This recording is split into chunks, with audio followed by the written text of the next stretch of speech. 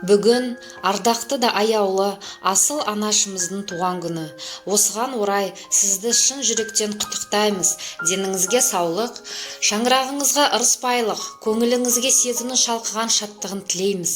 Әрдайым осы қалпыңыздан танбай, жетістіктен жетістікке жете беріңіз.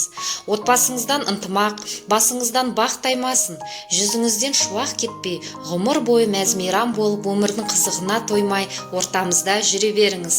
Дос-жаран мен туған туыс алдында абыройыңыз артып, аңсаған армандарының асуларына жете беріңіз. Жұлдызыңыз жоғары, мерейіңіз үстем болып, қуанышқа кенеліңіз.